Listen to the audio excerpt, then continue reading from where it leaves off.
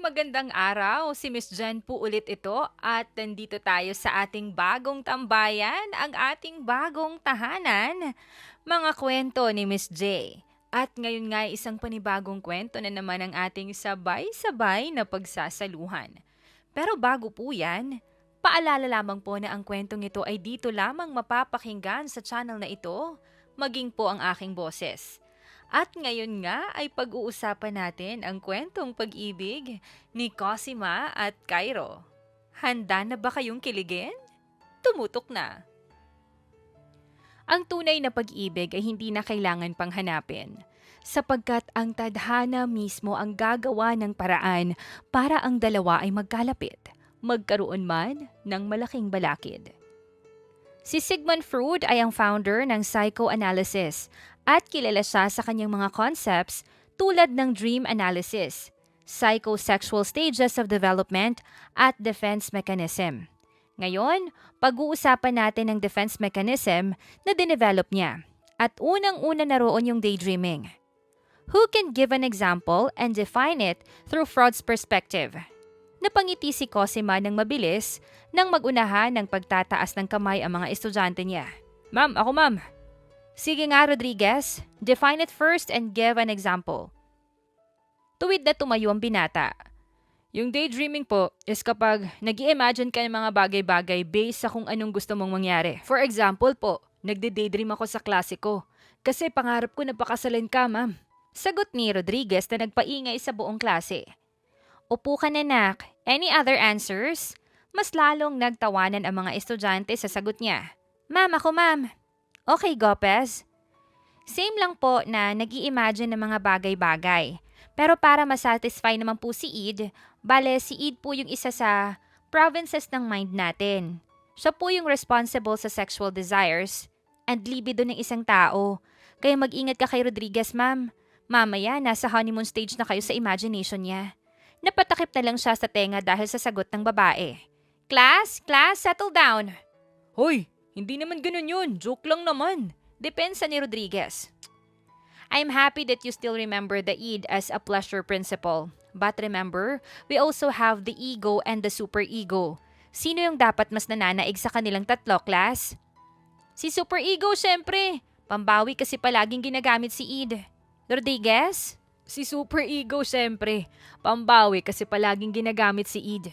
Rodriguez? Joke lang, ma'am. Syempre si ego. Para balanse yung moralidad at kasamaan.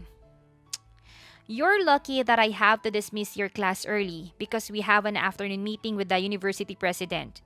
For your homework, create 500-word essay about the 3 regions of mind. Class dismissed. Dumiretso si Cosima sa faculty pagkatapos ng klase.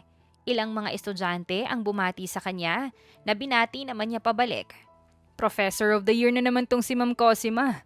Paboritong-paborito ng mga estudyante. Palagi na lang nire-request kapag gawaan ng class schedule. Tipid na napangiti lang si Cosima sa komento ni Sir Carl. Hindi naman sir, ginagawa ko lang yung trabaho ko. Anya at inilabas ang lunchbox upang magsimulang kumain. Kain po tayo sir. Baka abutin na naman ng hapon yung meeting kay Sir Ambia. Sige lang ma'am, mamaya na ako. May mga kailangan pang tapusin eh. By the way, mamayang gabi na yung stag and hen party nila Ma'am Beatrice. Sasama ka ba? Hindi naman ako pupunta sa mga ganun. Baka sa mismong kasal na lang. Ganun ba? Sayang naman. 3 taon ka na dito sa Maynila. Wala ka pa rin nagiging boyfriend. Malay mo maraming pumunta dun. Hindi naman po kasi yun yung pakay ko dito sa Maynila. Magalang na tugon niya. Iniwasan niya nang kausapin ulit ang lalaki tungkol doon. 7:00 na ng gabi nang matapos siya sa klase.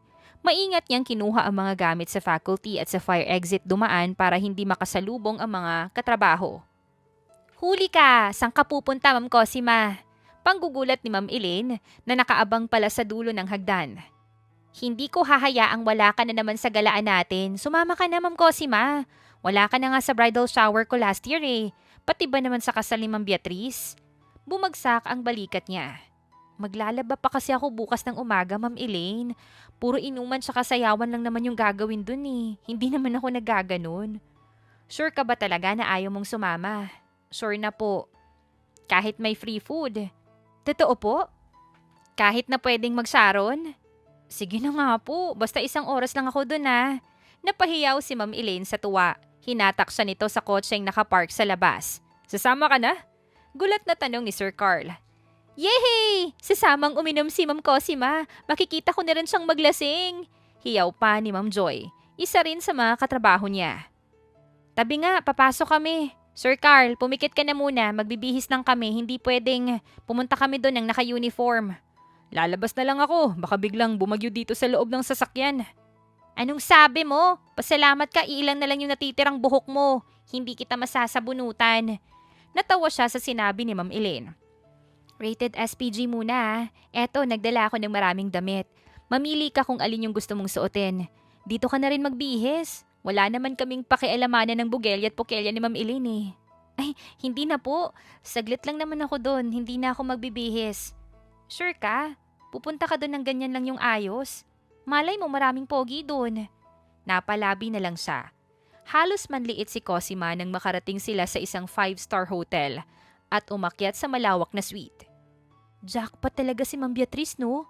Biruin mo, hindi niya na kailangan pang magpaalipin sa pagtuturo. Ang yaman ng mapapangasawa niya. Bulong ni Ma'am Elaine habang nililibot ang tingin sa paligid. Ganito ba talaga yung party na sinasabi nila bago magpakasal? May mga lalaking walang suot pantaas at yung ibang babae halos kapiranggot na lang yung tela sa katawan. Hindi kaya mapagalitan kami ni President dito? Oh, never mind, nandito rin pala siya. Pero ano yung cake na yan? Bakit may-ari ng babae at lalaki? At yung isa, malaswang posisyon pa ng babae at lalaki yun. Ilang beses na napalunok si Cosima ng sariling laway matapos makita ang sitwasyon sa paligid. Naiwan siya sa isang sulok habang ang mga kapwa niya guro ay nagsasaya na. Ayos ka lang dyan, Ma'am Cosima. Pulang-pula ka na. Natatawang puna ni Sir Carl. Ayos lang po ako. Nasan po yung CR dito? Baka nandun oh. Gusto mo samahan kita? Hindi na. Kaya ko na po. Nagmamadali siyang naglakad papunta sa sulok. Halos mapaiyak siya nang lapitan siya ng isang lalaki at sayawan. Sorry po, hindi po. Ayoko ng ganito. Magalang na anya at tumakbo papunta sa banyo. I need to go home na. Baka mahimatay pa ako kapag lumabas pa ako ulit doon. Bulong ni Cosima sa kanyang sarili. Paulit-ulit siyang nanghilamos ng muka. Why? You're not used to partying? Napasigaw siya nang makarinig ng baritonong boses. Anong ginagawa mo dito? I should be the one asking you that. Bakit nasa banyo ka ng lalaki? Lubos siyang pinamulahan. Wala namang nakalagay na men's restroom to. Kahit na. You're in the left restroom. Women are always right. So always choose the right restroom whenever you don't know where to go. Totoo ba? Ganito ba talaga dito? Sa university naman namin wala eh. Ngumisi ang binata at umalis na sa pagkakasandal sa sink. Nataranta siya nang magsimula itong maglakad papalapit sa kanya. Are you the friend of the bride? Who said that it's allowed to go to a party wearing your uniform? May dress code ba? Wala namang nabanggit sa akin si Ma'am Beatrice. Napasandal siya sa pader nang tuluyan itong makalapit. Sir? Yes, you should be wearing sexy, daring, and mature dress. In your uniform? You look like an effing student. Excuse me, professor na ako. Umisi ito. You look too young to be a professor. How old are you? 24. Really? You look like 18. Mas lalo siyang nangamatis. Nilalandi mo ba ako? Nanlaki ang mga mata ng lalaki. Tinubuan siya ng hiya at kaagad na napatakip ng mukha. Sorry, hindi ko sinasadyang sabihin yon. Ikaw naman kasi.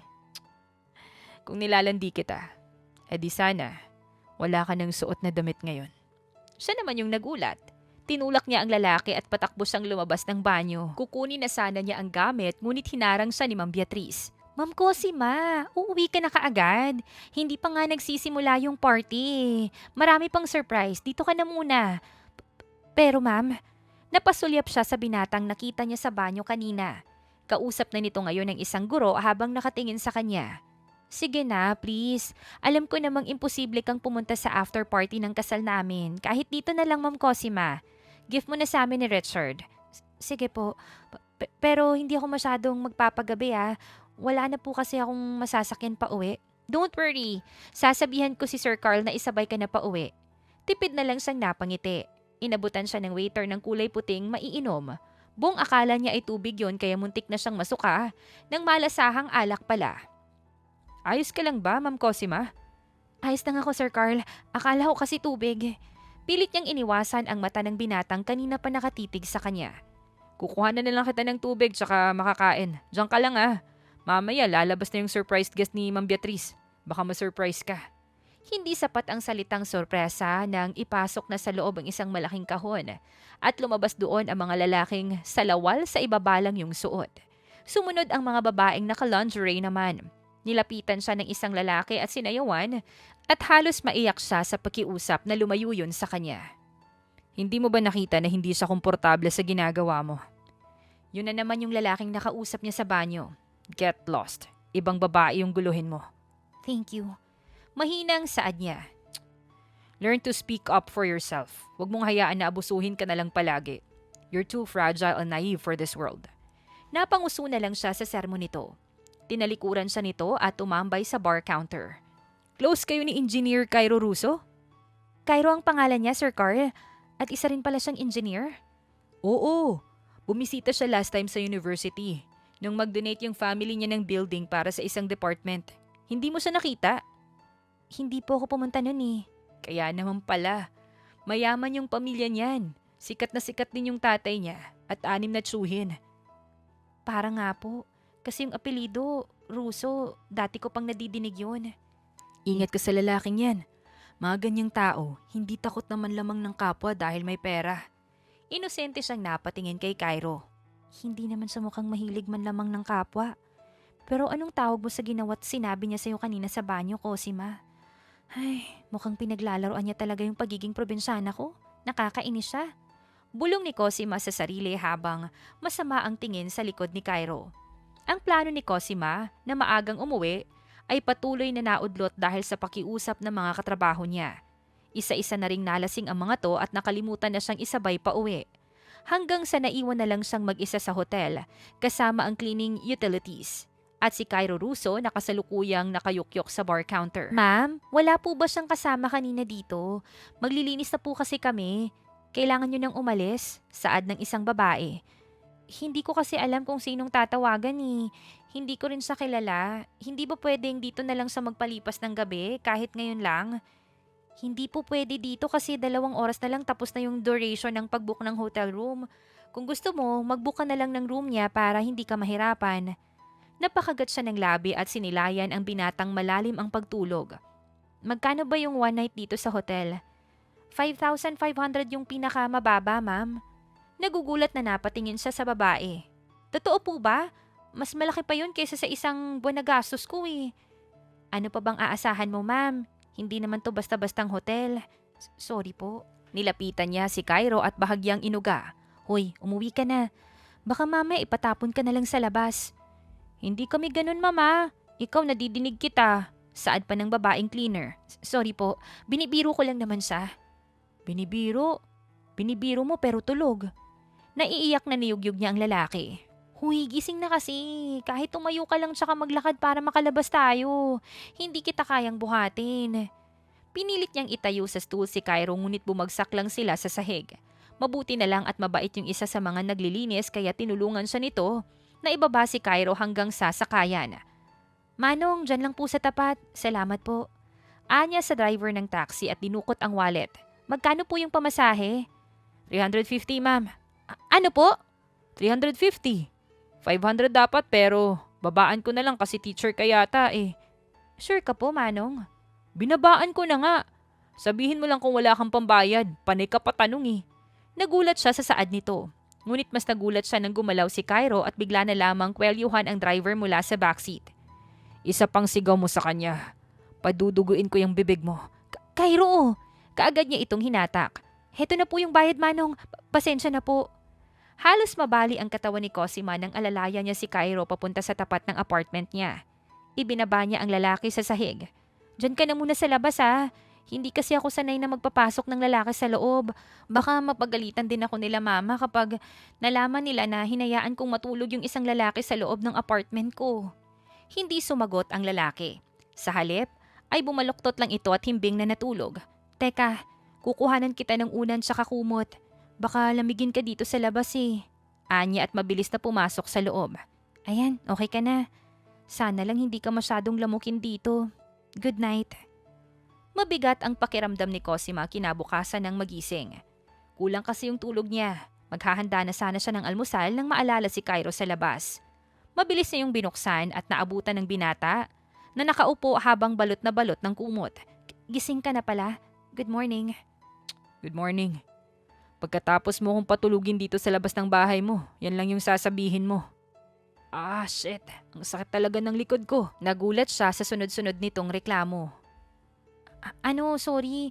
Hindi naman kasi kita kilala eh. Baka mamaya ano pang gawin mo kapag pinapasok kita? Really? Sa tingin mo may magagawa pa ako sa ganung lagay ko kagabi? My head hurts. Sobrang sakit din ng likod ko. That was the first time I slept on a cement floor. Sa labas pa ng bahay. Sorry na nga. Ano pa nga ba? Bakit kasi hindi mo nalang ako iniwan sa hotel? Nandun din sa floor na yun yung room ko. Napayuko siya at pinaglaruan yung mga kamay. Sorry, hindi ko naman kasi alam. Pinapalabas na tayo dun sa room kasi maglilinis na daw sila ate. Tapos wala kang cellphone or wallet sa bulsa. Kaya hindi ko alam. Sorry, hindi dapat kita iniwan dito sa labas. Stop apologizing while pouting. You're not a kid. Naluluha siyang napatingin dito. Sorry. And you're now crying.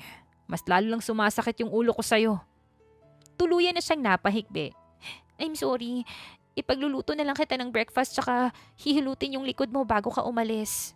Saglit na napatitig sa kanya si Cairo at maya-maya'y tumawa.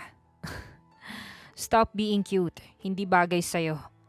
Napakagat siya sa labi at pinagbuksan ito ng pinto. Panay ang punas niya sa luha habang nagluluto ng itlog at hotdog. Anong gusto mong kape? Plain black lang ba or may creamer?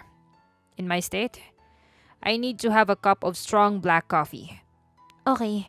Kumakain ka ba ng rice sa umaga? Or mas gusto mo yung bread? I preferred bread. Hinain niya ang lahat ng pagkain sa harap nito. Sorry if eto lang yung laman ng ref ko. Hindi pa kasi ako nakakapag-grocery ulit. Could you stop please apologizing? Nakakainis na. Ang sakit sa tenga. Wag na wag kang magsusorry kung wala ka namang control sa ganong bagay, okay? And stop crying. Sorry.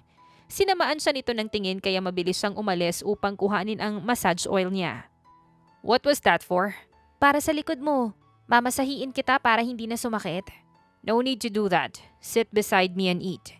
Pero, I'm not going to repeat it. Nagkasalubong ang kilay niya, ngunit sumunod din. Tahimik silang kumaing dalawa. Bakit ka iniwan ng mga kaibigan mo kagabi? Hindi ka man lang tinulungan na makabalik sa hotel room mo. Anya upang basagin ang katahimikan. Alam nilang sa floor na rin na yun yung room ko kaya hindi na sila nag-abala. Isa pa, they're too drunk too. Oo nga, halos lahat kayo nalasing. Ikaw, bakit mo ko inuwi kagabi? Naiwan din kasi ako ng mga kaibigan ko eh. Tapos hindi pa ako makaalis kasi nandun ka pa.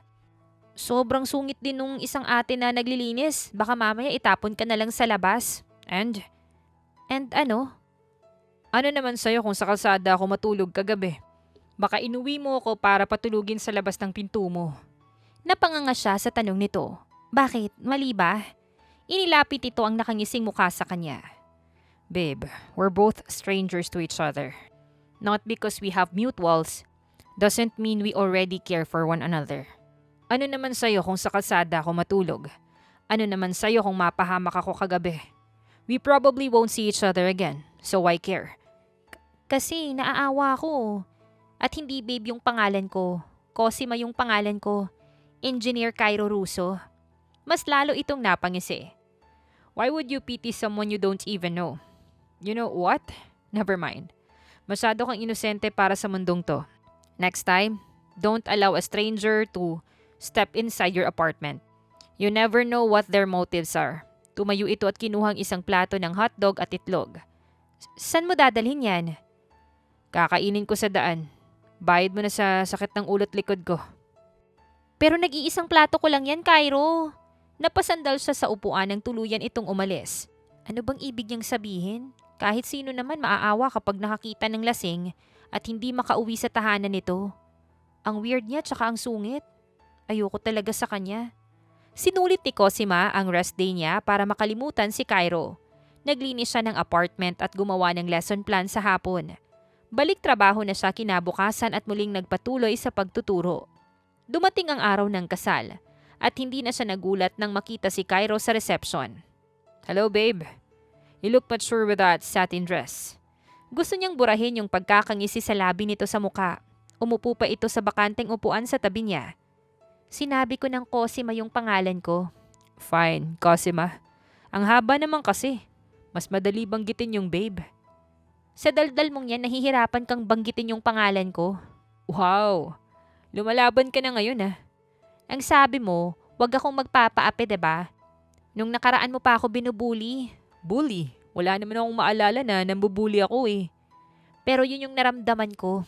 "Fine, I'm sorry." "Forgiven." Ngumisi ito. 3 araw lang tayo hindi nagkita. Pakiramdam ko ibang tao ka na. You want to have a drink?" "No thanks. I love my liver." Napatitig siya dito nang matawa ito. "Wala naman akong sinasabi na hindi mo mahal yung liver mo." "You should stop drinking alcohol." Kaya hindi makapag-function ang pag-iisip mo nung nakaraang gabi dahil umabot na sa utak mo yung alak. Umakyat na to sa frontal lobe mo na responsible sa pag-iisip. Pati na rin sa cerebrum mo kaya hindi ka makatayo ng maayos. Kaya tigil-tigilan mo na yung pag-iinom mo ng alak. Kasi sinisira niya ng utak mo. "Totoo ba?" "Oo. Mukha ba akong nagsisinungaling?" "You're too serious. How did you know about that?" "I'm a psych professor." "Yeah, right. Akala ko nga pupunta ka dito nang naka-uniform ulit eh." "Hindi ako nakapaghanda ng araw na yun. Pinilit lang akong sumama kaya ako naka-uniform." "You don't have to explain." "Paano? Pakiramdam ko hinuhusgahan mo na yung buong pagkatao ko." "Oh, hindi naman ako ganung tao." "Pero hindi yun yung nakikita ko." Nanlaki ang mga mata nito. Tila hindi makapaniwala sa mga sinasabi niya. "Ikaw yata yung judger eh." "Nope. I based my opinions on what I actually feel and see."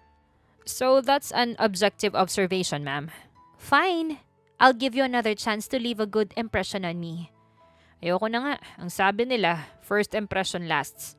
Bukod sa pagiging judgmental, ano naman yung iba mo pang hatol sa akin? Nag-iwas siya ng tingin nang maalala ang pangyayari sa male restroom. "Medyo maloko ka." "Maloko? And why is that?" "Remember yung ginawa mo sa akin sa banyo?" "Ano ba yung ginawa ko sa'yo sa banyo?" Kinakabahan siya sa paraan ng pagkakangiti nito. "Hinaan mo nga yung boses mo. Mamaya may makarinig sa'yo." "So what? You're a grown-up lady na." "But still, I'm a professor. Hindi pa rin tama yon, Cairo." "Ano ba kasing ginawa ko sa'yo sa banyo para maging ganyan yung reaksyon mo?" "Medyo nilandi mo ko." "Nilandi?" Pag-ulit nito habang natatawa. "Oh, I remember it na.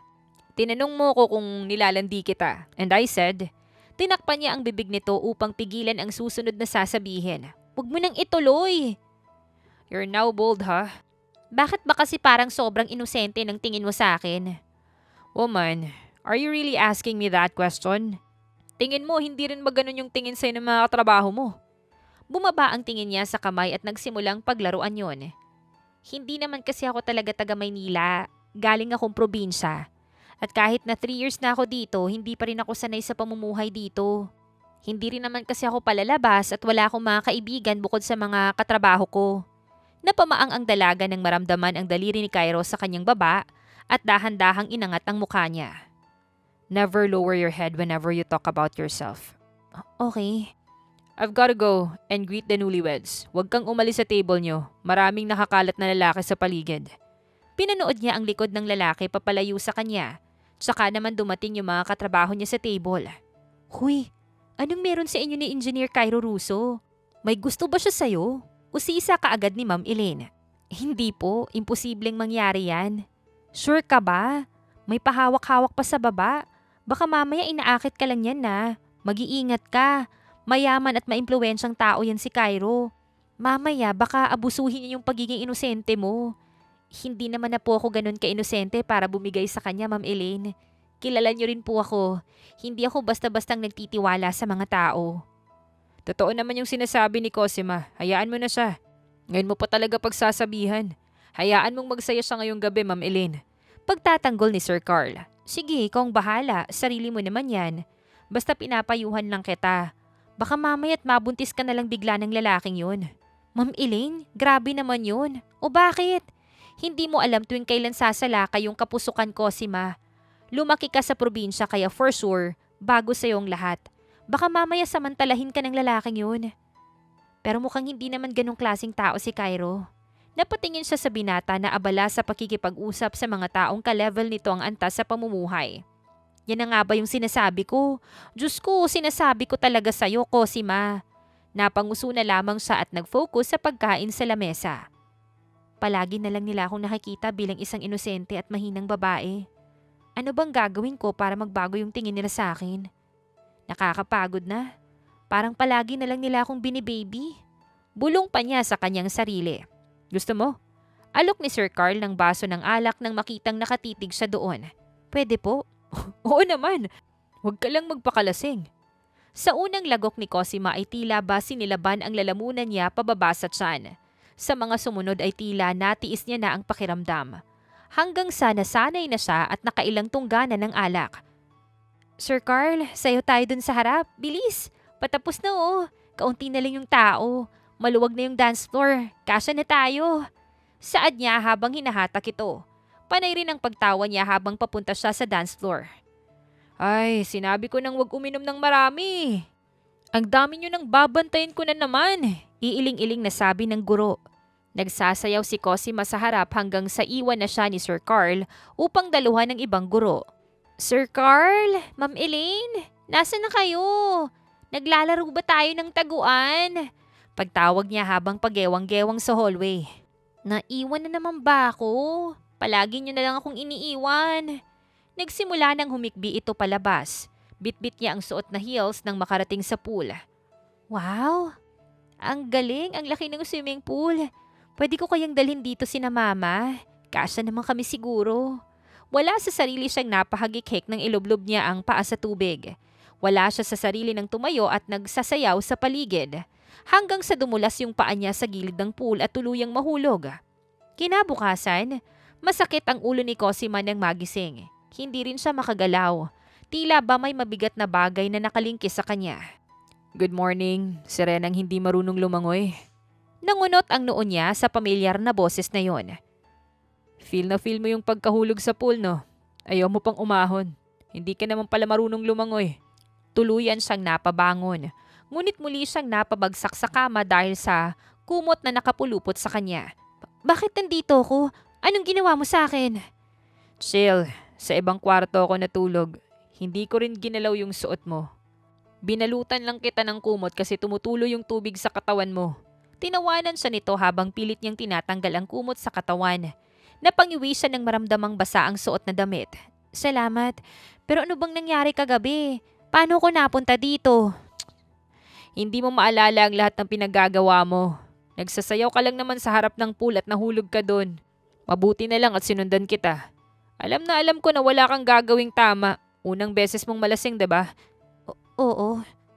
Last na yun Nagiging ibang tao ka kapag lasing ka. Nakakatakot. Napanguso naman siya. Sorry. Kayo naman kasi, puro kayo tawag sa akin na bata. Aba, kasalanan pa talaga namin. Hindi mo mahal yung liver mo.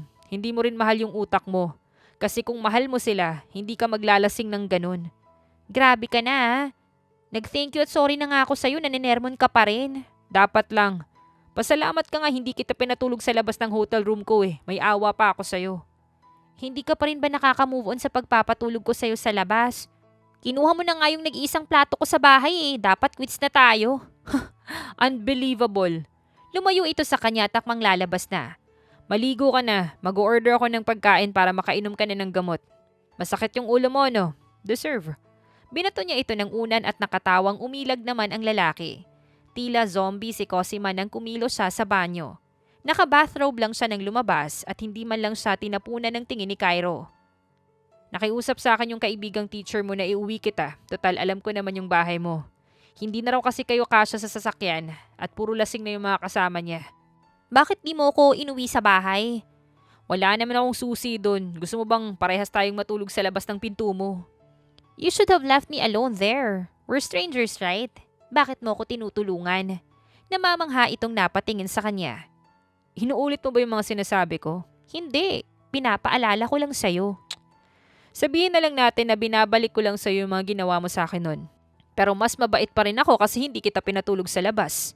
Pabirusang umirap. Pero salamat talaga ah. Na-appreciate ko na inuwi mo ko dito sa hotel room mo para hindi maiwan mag-isa sa reception. Pati na rin yung hinayaan mo lang ako na matulog habang suot yung damit ko kahit basa. I appreciate that you still respect me kahit na sumobra ako kagabi. Lahat naman ng matinong lalaki gagawin yon. Ginulo nito yung buhok niya. Kumain ka na. Pero hindi mo pwedeng uwi yung mga plato ah. Sa hotel yan. Papalitan ko na lang yung inuwi ko. Nakatawang dagdag pa niya. Wag na. Bibili na lang ako ng bago. Pinahiram siya ni Cairo ng damit kaya nakauwi siya ng araw na yon. Buong araw siyang tumulala sa kisame ng kwarto. Pilit niyang inaalala ang mga nangyari kagabi ngunit malabo lahat sa isip niya. Bumalik na siya sa dati pagkatapos ng araw na yon. Buong araw na nagtuturo at pagdating naman sa bahay ay mag-aayos ng lesson materials. Isang linggong wala si Cairo at hindi siya makapaniwala na nangungulila siya sa lalaki na tila ba matagal niya na itong nakasama. Listen class, our brain consolidates our emotion and emotional memories during the stage 4 of sleep. Ibig sabihin, dito sinesemento yung mga importanteng memories natin with our friends, lovers, and our family. Salaysay pa ni Cosima habang naglalakad sa paligid ng classroom. Ma'am! Ano yun, Rodriguez? Pwede bang skip na lang yung 4th stage ng sleep? Ayoko na siyang maalala eh. Palagi na lang akong binabangungot sa mga memories namin. Anito na kinatawa ng lahat. You won't be able to finish one cycle of sleep if magsaskip ka, Rodriguez. Isa pa, the 4th stage plays a key role in learning. Learning from what, ma'am? From our past mistakes? Indeed, Rodriguez. Experience is the best teacher. This does not belong to our lesson agenda today, but I want you all to know to remember that it's better to look back at something and carry the burden of that past experience than looking back and wishing that you should have at least tried. It's not applicable to all situations, but I want you all to view life that way. Oh, I love you na talaga, ma'am. The best professor. Hindi ka ma-exempt sa quiz kaya hindi mo ako kailangang bulahin. Nakatawang sagot niya. Magaan ang loob ni Cosima nang matapos ang klase. Isang pamilyar na figura ang namataan niyang nakaupo sa kanyang table pagbalik niya sa faculty. Cairo? The one and only. Ngumisi pa ito. Anong ginagawa mo dito? Nagpaalam ka ba? Baka mamaya mapagalitan kami. Hindi yan. Kilala ako ng president niyo. Nagmerienda ka na ba? Kain tayo sa labas. Libre ko. Hindi pwede. Magpapahinga lang ako saglit. May klase pa ako mamaya. Anong oras yung out mo? Mamayang 7 p.m. pa. Huwag mo na akong hintayin. Okay. Gusto mo bilhan kita ng merienda sa labas? Ilang minutes ba yung pahinga mo, ma'am? 30 minutes. Wait for me here, okay? I'll be fast. Pinanood niya ang lalaki na tila batang tumakbo palabas sa faculty. Boyfriend mo na yon, Ma'am Cosima? Kaagad na usisa ni Ma'am Joy. Po, hindi po. Inuwi ka raw niya nung kasal ni Ma'am Beatrice. Mabait po kasi siyang tao, magkaibigan lang kami. Inabala ni Cosima ang sarili sa pagbabasa ng lesson upang hindi na siya usisahin pa ng babae. Maya-maya lang ay dumating na si Cairo. Basa ang mukha nito ng pawis. Donut, ice cream, and banana cue for the best professor. Anito't nilapag sa harap niya ang lahat. Ang dami naman ito. Siyempre, hindi lang para sa'yo yan. Bibigyan ko si na Ma'am Joy. Hep hep. Hindi lang para sa'yo dahil para sa akin din yan. Binilhan ko na ng hiwala yung ibang katrabaho mo. Natulala siya ng abutan ni Cairo ang mga kapwa niya guro ng mga pagkain. Merienda po muna kayo. Umalis ka na pagkatapos nito ah. Baka maabutan ka pa ni Mr. Ambia. Pagagalitan ako nun. Hindi yan. Sumbong mo sa akin kapag inaway ka. Pinunasan nito ang chocolate na napunta sa gilid ng labi niya. Ang amos-amos naman ng batang yan. Alis na nga. Ikaw ah kapag tayo na issue talaga. My God. Kapag talaga nangyari yun. My God ka talaga. Totoo. Baka isipin nila sugar daddy mo ko, no? Aray! Namimisikal ka na ngayon, ah. Bilisan mo na yung pagkain. Aalis na ako maya-maya. Susunduin kita, Cosima. Hindi na. Magsasayang ka lang ng gas. Huwag ka nang maarte. Para makatipid ka na rin sa gas. Bahala ka. Mamayang 7 pa nga yung out ko. Bahala ka din. Inirapan siya nito at nagpatuloy sa pagkain. Iniwan niya ang binata sa office nang muntik na siyang malate dahil sa ayaw pa nitong paalisin siya. Ramdam na ni Cosima ang pagod matapos ang pinakahuli niyang klase. Gusto niya nalang ibagsak ang katawan niya sa kama at magpahinga, Ngunit marami pa siyang kailangang gawin. Anong oras na? Bakit nandito ka pa? Gulat na anya nang maabutan si Cairo sa faculty. Uuwi ka na ba? Ang haba pala ng klase mo. Kaya nga hindi mo na dapat ako hinintay. Nagsayang ka lang ng oras mo. Ayos lang. May binisita rin kasi akong site na malapit dito kaya dinaanan ko na rin. Kadarating ko lang ulit. Tumango siya at tahimik na kinuha yung mga gamit niya. Ako na yung magdadala niyan. Tara na. Hindi na siya nagprotesta nang kuhanin nito ang bag at laptop niya. Pinagbuksan din siya nito ng pinto pagdating nila sa parking lot. What do you want to have for dinner? Mag-take out na lang tayo para makapagpahinga ka ng maaga mamaya. Hindi na. Mas makakatipid ako kapag nagluto ako sa bahay. At saka hindi pa ako pwedeng magpahinga. Marami pa akong kailangang gawin. You can just do it tomorrow. Mas lalo kong matatambakan ng mga gawain kapag pinagbukas ko pa. Pasahan na rin ng grades kaya kailangan ko nang mag-encode. Wala sa sariling napahilot siya ng sentido. Treat ko na yung dinner mo ngayong gabi. Bayad ko na sa pinggan na naiuwi ko last time. 30 lang naman yung bili ko doon. Galing pang Tiangge. Kahit na. Mahal yon dahil may sentimental value. Now, tell me where can I buy food for you? Sinabi niya ang address ng favorite niyang pizza house. Dumaan sila doon saglit at tumiretso na sa bahay niya. Gusto mo bang pumasok na muna? 2 box ng pizza yung binili mo. Okay lang ba sa'yo if dito ka na rin kakain? Napaiwas siya ng tingin ng manlaki ang mata nito. Kung gusto mo lang naman, hindi naman kita pipilitin. Gusto ko, tara sa loob. Napanganga na lang siya nang unahan pa siya nito sa pagpasok. Saglit na nagbihis si Cosima at paglabas niya, ay nakahanda na ang pizza sa lamesa. Nilabas niya ang laptop niya at nagsimulang magtrabaho. Mauna ka nang kumain, tapusin ko lang to saglit. Akala ko pa naman sasabayan mo ako sa pagkain. Fine. Kumuha siya ng isang slice at kinain yon habang nagtatrabaho. Wow, galing. Sorry, baka kasi gabihin pa ako lalo kapag hindi ko to simulan eh. Cairo, akin na yung laptop ko. Kumain ka na muna. Kapag naubos mo yung isang box, ibabalik ko to sa'yo. Marami pa akong kailangan gawin, alam ko. Tutulungan kita kapag nakakain ka na. Hindi mo naman alam yung gagawin eh. Excuse me. 1 taon din akong naging professor bago nagtrabaho sa site at nagtayo ng sariling construction firm. Kaya basic lang sa akin yan. Kahit araw-araw mo pa sa akin ipagawa. Talaga? Oo, kaya ikalma mo yung utak mo at kumain ka na. Hindi ako aalis hanggat hindi ka natatapos sa mga trabaho mo ngayong gabi. Sabi mo yan ah.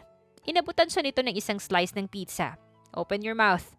Akin na, marunong naman akong kumain mag-isa. Hindi na ako bata. I know, just open your mouth. Kinagatan niya yon. Happy ka na? Cute mo talaga, parang baby. Inirapan niya ito at inagaw ang pizza. Tinupad naman ni Cairo ang pangako nito. 11:00 na ng gabi nang matapos sila. Pareho silang nakasalampak sa sahig. Ang mga laptop ay nasa center table habang maraming papel ang nakakalat sa sahig. Easy peasy, kahit araw-araw mo pang ipagawa sa akin to, kayang-kaya ko eh. Ang yabang-yabang mo. Bakit? Pasalamat ka tinulungan kita. Kundi hanggang ngayon wala ka pa sa kalahati. Wala pa nga, nanunumbat ka na. Biro lang. Ligpitin na natin to. Hindi na. Kailangan mo nang umuna. Masyado nang malalim ang gabi. Baka ano pang mangyari sa'yo sa kalsada. Concern ka ba? Oo naman. Para na rin kitang kaibigan. Aw, ang sakit. Baliw. Mag-ayos ka na nga. Hatid na kita sa labas. Wait, kaya pala ako pumunta sa school kanina kasi may offer ako sa'yo. Muntik ko nang makalimutan. Ano yun? Nag-tutor ka ba? Hindi, pero nasubukan ko na dati sa probinsya. Bakit magpapa-tutor ka? Ha? Saan ka ba nahihirapan? Pinihit niya ang katawan paharap dito. Nahihirapan akong paamuhin yung babaeng nagugustuhan ko. Sobrang inosente kasi niya eh. Baka hindi niya mag-gets kapag sinabi ko kung gaano kakomplikado ang nararamdaman ko para sa kanya. Napangiwi naman siya. Mahirap nga yan. Pero sorry, hindi kasi ako maalam pagdating sa ganyan eh. Tatanungin ko bukas yung mga katrabaho ko kung maalam sila sa pagpapayo tungkol dyan. Malakas na tumawa ang lalaki. Hindi ka naman mabiro. Masyado ka talagang seryoso. Pinaglalaruan mo ba ako? Hindi na, sorry. Nakasimangot ka na naman. Piningot nito ang pisngi niya. Aray! Sorry ulit. Ang tambo kasi, ang sarap-sarap pisilin. Kung wala ka ng matinong gagawin, umuwi ka na. Paano kapag may matino pa akong gagawin? Inilapit nito ang mukha sa kanya na kinagulat niya. May pamangkin ako. 8 years old na siya at nahihirapan siya sa math. Tapos, be her tutor and I'll pay double. Pero hindi ko alam kung saan isisingit yung schedule eh. Tuwing Sabado lang yung rest day ko. Every Saturday then. Susunduin kita dito para ihatid sa bahay. Hoy, hindi pa nga ako pumapayag. Wala na, nasabi ko na sa kapatid ko na ikaw yung tutor ng anak niya. Napabuntong hininga na lang siya sa kalokohan nito. Matapos ang gabing yon, ay hindi na sila muling nagkita. Dumating ang araw ng Sabado at sinundo siya ng binata sa mismong apartment niya. Doon muna tayo sa favorite pizza house mo. Ipapatikim ko kay Iraya nang makakain man lang ng mumurahin, sabi ni Cairo habang nagmamaneho ng kotse. Wag na, baka mamaya sumakit yung tiyan nun. Hindi yan. Matibay yung sikmura nun. Napailing na lang siya sa binata. Kwentuhan mo ko tungkol sa pamangkin mo. Ano yung mga bagay na gusto't ayaw niya? Mga ganong bagay? Hindi naman maarte yung batang yon. Well, medyo saksakan ng arte katulad ng mami niya pero mabait yon. Ano? Ewan ko sa'yo. Wala yata akong makukuha ng matinong sagot mula sa'yo. Huwag ka na kasing kabahan. Hindi ka naman susungitan nun. Subukan lang niya, lagot siya sa akin. Talaga lang ah. Nginisian lang siya nito. Tulad ng sabi nito, dumaan na muna sila sa pizza house bago dumiretso sa malaking lupain ng pamilyang Russo. Hindi maiwasang mamangha ni Cosima sapagkat tila ba isang buong subdivision yon na may magkakahiwalay na mansyon. Hindi kayang lakarin kung nanaisin na libutin. That's my Uncle Dante's house. The big house you're seeing is our main house. Diyan kami pumupunta kapag holidays or may celebration. Basta kapag nakakita ka ng malaking bahay, isa lang sa mga kapatid ni Daddy yung may-ari niyan. We're going now to our house, owned by my pilot engineer dad. Tahimik lang si Cosima nang bumaba sila sa sasakyan. Nanginginig ang kamay niya habang papasok sila sa malaking bahay. Grabe, sa ganitong pagkakataon ko pa talaga mapagtatanto kung gaano kalayo ang agwat ng pamumuhay namin ni Cairo. Ano kayang nakita niya sa akin at kinaibigan niya ako? Alam kong mabait siya. Pero hindi ba sobra na kung tulad ko pa yung may ganitong klaseng katayuan sa buhay, ang babaeng kakaibiganin niya?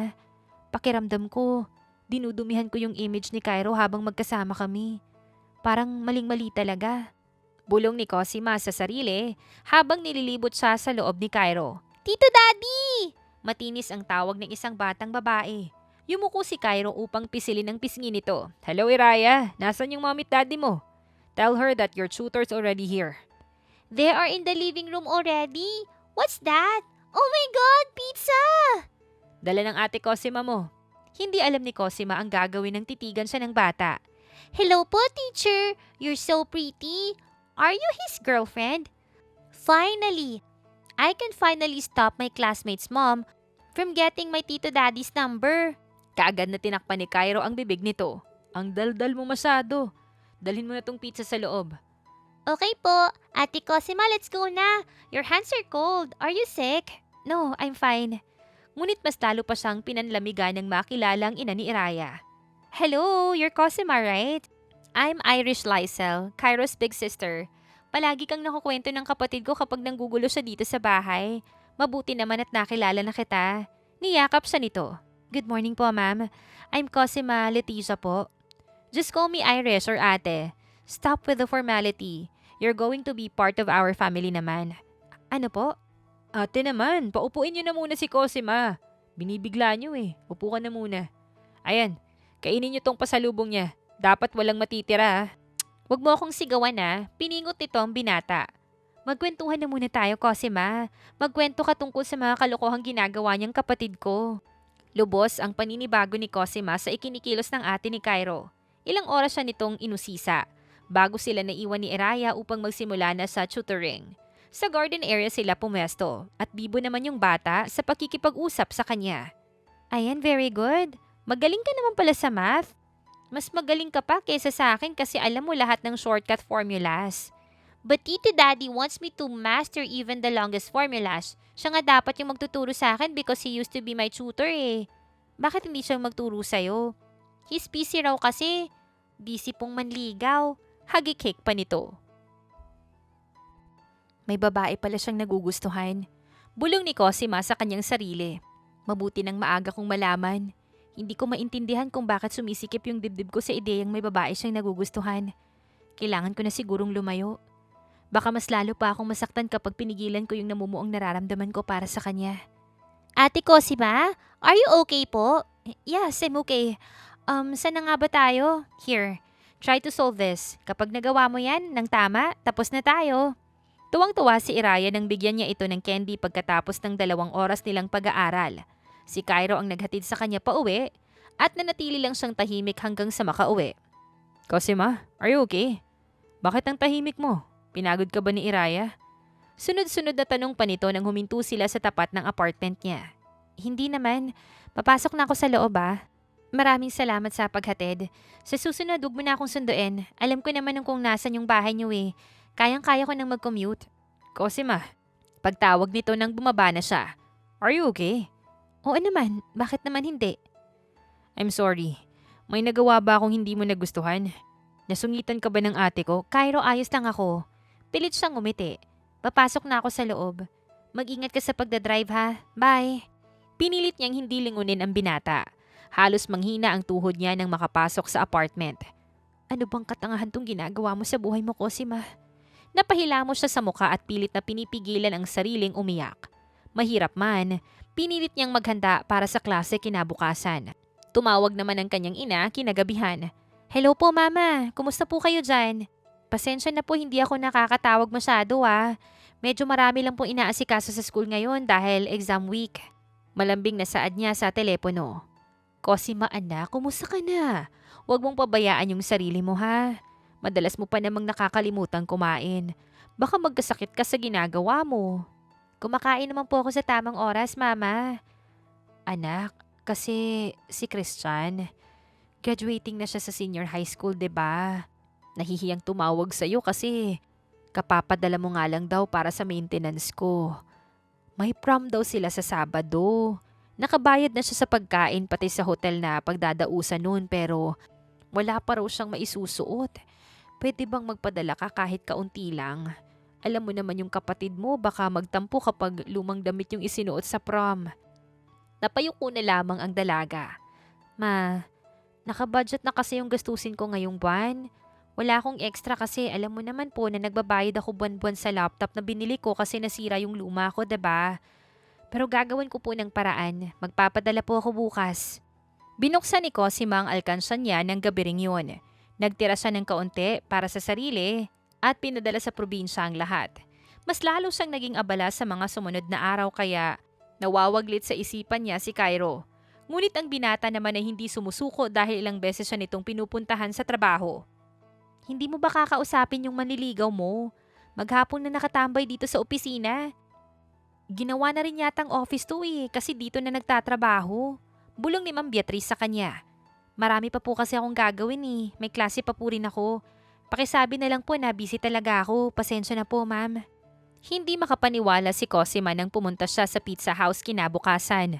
Nandoon si Cairo, hindi bilang customer, ngunit bilang isang bagong may-ari nun. Ngunit naging matigas pa rin siya at iniwasan ito. Ganon ang naging sistema nila. Kahit na nang nasa bahay siya nito upang turuan si Iraya. Sa tingin ko, hindi mo na ako kailangan, Iraya. Magaling ka na sa math.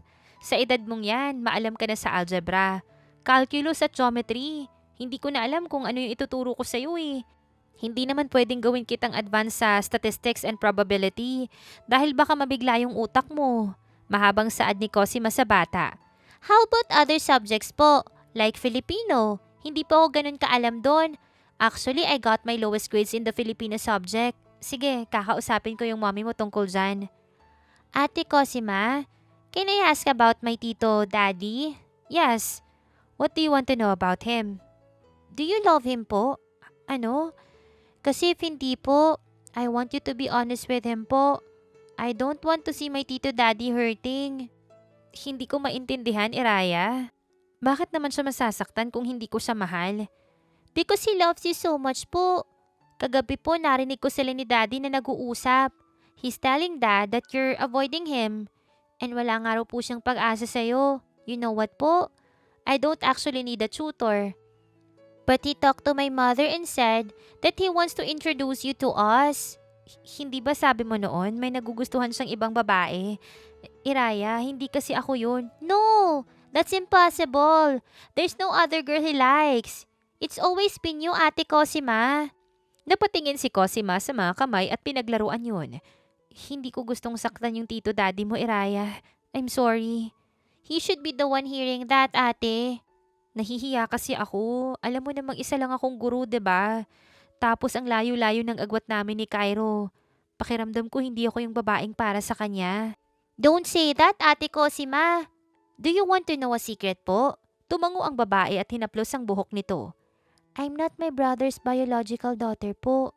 Bumagsak ang kamay ni Cosima sa gilid at gulat na napatingin sa bata. Iraya, don't say that. I'm actually telling the truth, ate. Narinig ko rin po mismo kina mommy and daddy yun. Hindi po nila alam na alam ko kasi natatakot po sila sa magiging reaction ko. But I already know everything po. And I'm not mad because I know they just did that because they want to protect me. I'm so proud of your matured mindset, Iraya. Your parents are so lucky to have you as their daughter. But let's keep that as a secret na muna po, okay? I don't wanna shock my mom. It's okay. I'll keep your promise for as long as you want. Bumuntong hininga ang bata at tumingala sa langit. But do you know why I said that, ate? No. Because I want you to know that my mom, my uncle, and my whole family are not the type of people who will judge you for who you are. If one of our family member likes you, no one will protest and instead, they will welcome you with open arms.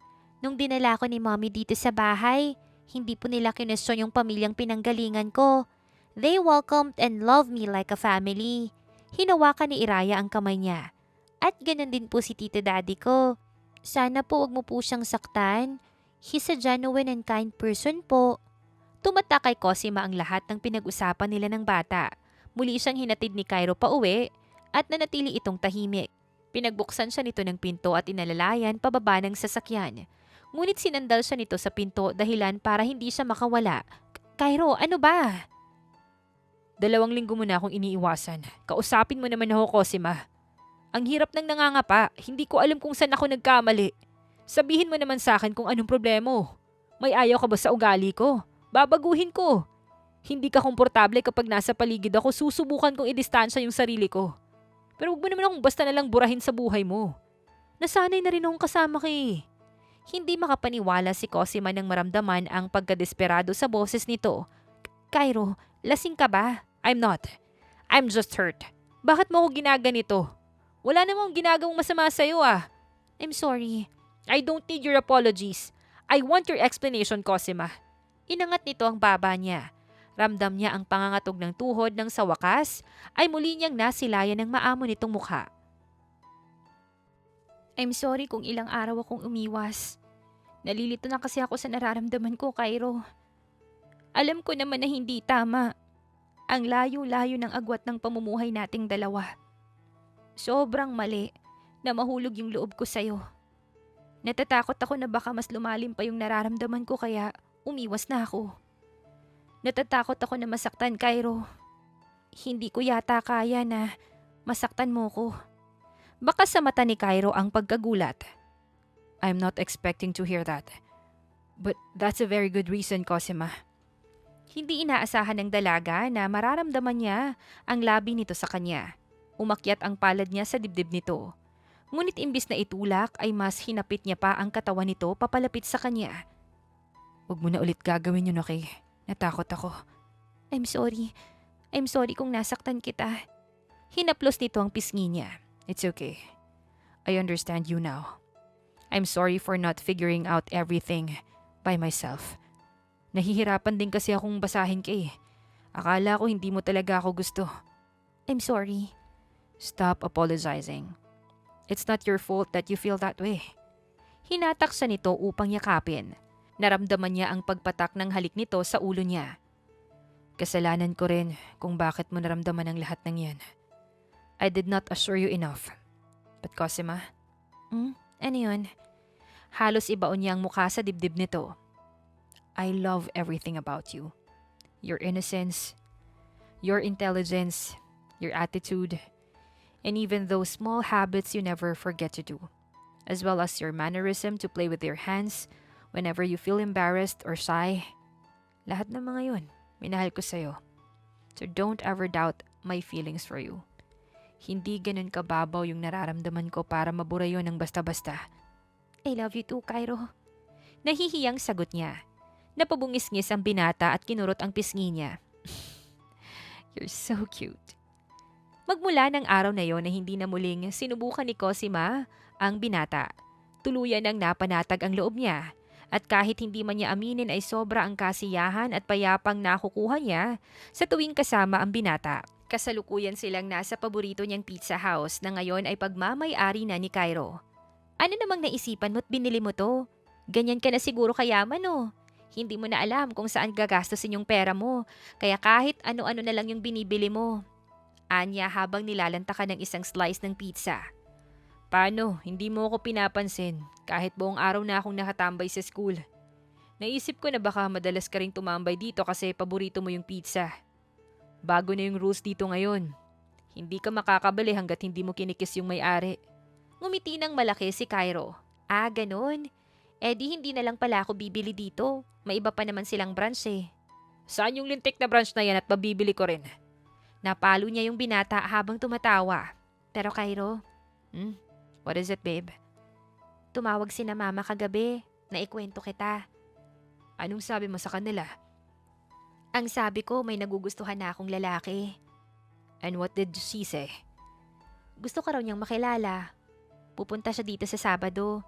Gusto ko sana na tayo yung umuwi doon kaso marami akong maiiwan na trabaho eh. Sa susunod na lang siguro. Kinuha ni Cairo ang kamay niya at tinalayon sa labi upang halikan. Sinabi mo sa mama mo na tayo na? Hindi pa. Hindi ko alam na tayo na pala. Kailan pa, Cairo? Ha? Sorry, hindi ko alam eh. Tayo na pala? Hindi ko rin alam. Pero para sa akin tayo na. Hindi naman ako titigil sa panliligaw kahit na maging tayo na eh. Ikaw ang bahala kung anong gusto mong ituring sa atin. Hihintayin kita hanggang sa maging handa ka na. Siya naman yung kumuha ng kamay nito at hiniga doon yung pisngi niya. Mahal kita, Cairo. Gusto ko ang bagay na meron tayo ngayon. Pero gusto ko ring malaman mo na hindi mo na kailangang maghintay pa ng matagal. Malaki yung tiwala ko sa'yo. At sana ingatan mo yun. Kasi masyado kitang mahal at masyado din ako masasaktan kapag may nagawa kang hindi maganda sa akin. Sorry, napaka-demanding ko ba? Shh. Tama lang lahat ng sinabi mo. Napakalaking tanga ko na kapag sinaktan kita. Iingatan ko ang tiwalang binigay mo sa akin. Mahal na mahal kita, Cosima. Paulit-ulit ko na ipapaalala sa iyo yun. Madalas na ganun lang kasimple ang bonding nila sa tuwing nagkakasama sila. Minsan ay pumupunta din si Cosima sa bahay nila Cairo upang bisitahin ang binata. Dumating ang araw ng pagdating ng ina ni Cosima. Hindi pumayag si Cairo na bumiyahe mag-isa ang ina nito. Nagpadala pa ito ng mga tauhan na susundo sa ina gamit ang isang private jet. They are on their way here. Maayos naman daw yung mama mo. Medyo kinakabahan lang sa biyahe pero may kasama naman silang paramedics kaya kahit papano wala namang naging problema habang nasa biyahe. Saad ni Cairo kay Cosima habang nakaabang sila sa labas ng apartment. My dad is mad after I told him about this. Ako daw dapat yung bumiyahe para magpakilala. Sinabi mo ba yung dahilan kaya hindi tayo makauwi? Yeah. He said I could just pay or threaten your university president. Thank God hindi mo ginawa. Muntik lang. Pinalo ang braso nito. Natawa naman si Cairo at inakbayan siya. Sana pumayag siya sa relasyon natin, Cosima.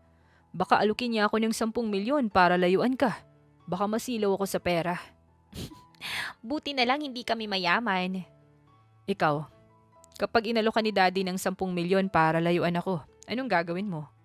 Siyempre tatanggapin ko. Pampaaral ko na yun sa kapatid ko, no? Kaya ko namang tumanda ng dalaga eh. Biro pa niya ngunit tila ba sineryoso yun ng binata. Ang sama-sama mo, Cosima. Isusumbong kita sa mama mo.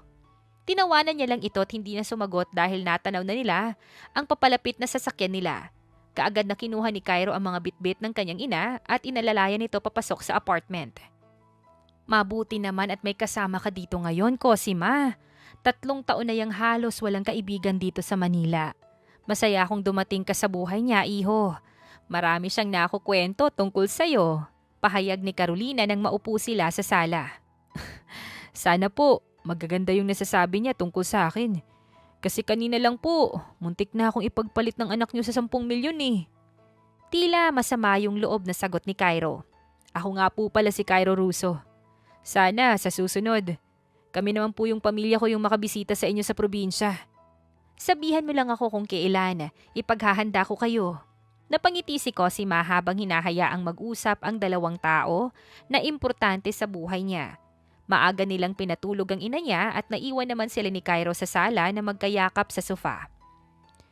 "You're now 24, right, babe?" Tanong ni Cairo habang pinaglalaroan ng buhok niya.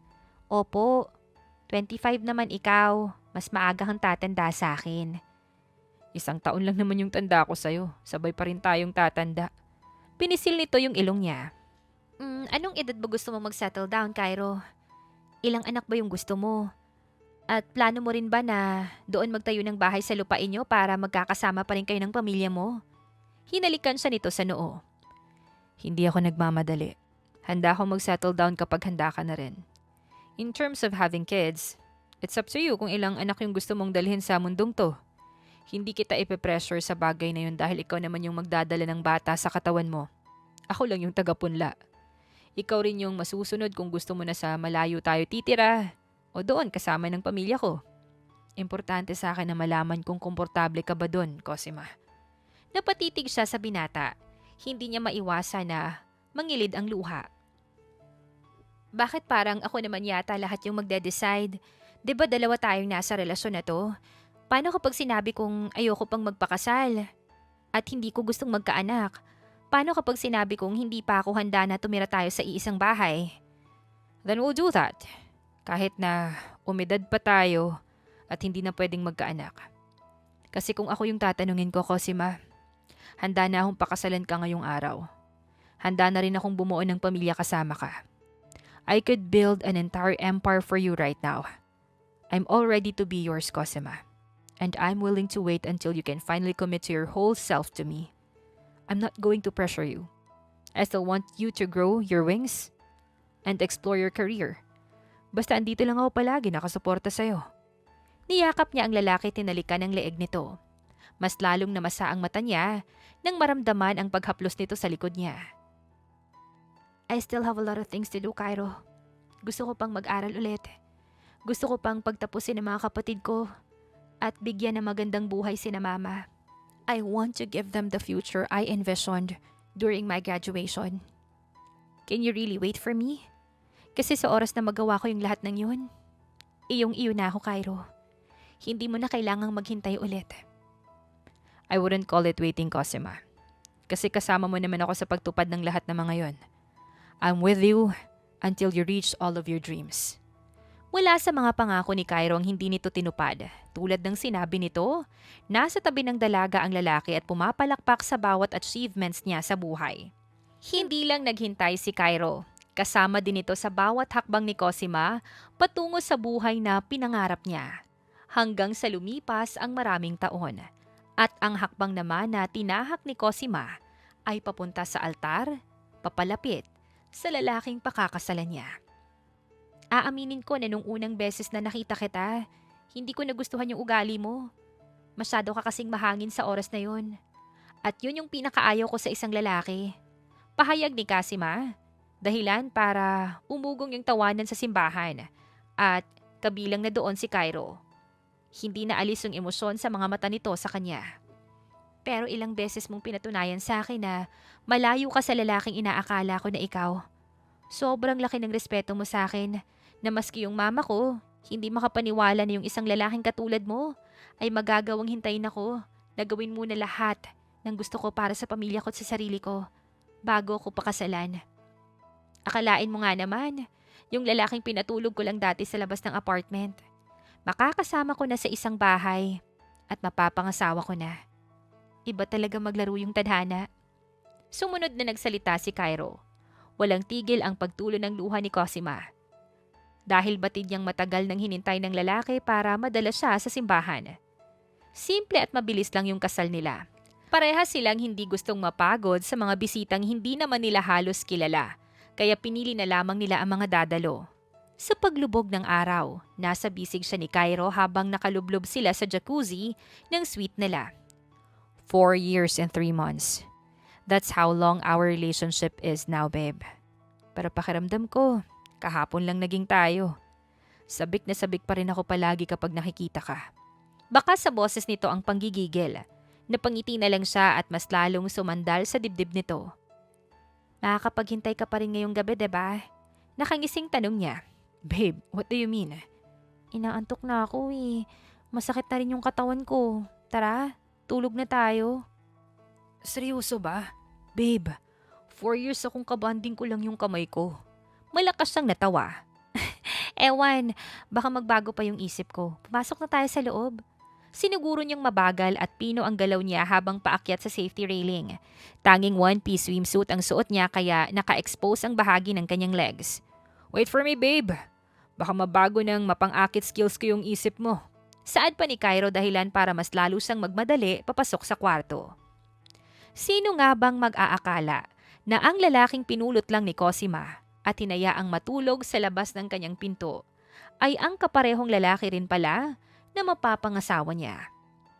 Ang pag-iibigan ni Cosima ay isang patunay na darating ang taong para sa iyo sa tamang panahon at hindi mo kailangang hanapin ito dahil ang tadhana ang siyang gagawa ng paraan para kayo ay magkalapit, anuman ang balakid na pumigil.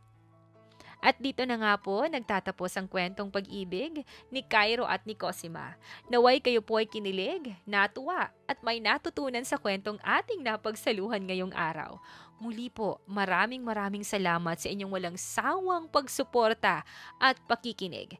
Siyempre, dito sa ating paboritong tambayan, ang mga kwento ni Miss J. At hanggang sa susunod, abangan pa rin po ang mga kwentong puno ng aral, pagmamahal at inspirasyon. Maraming salamat!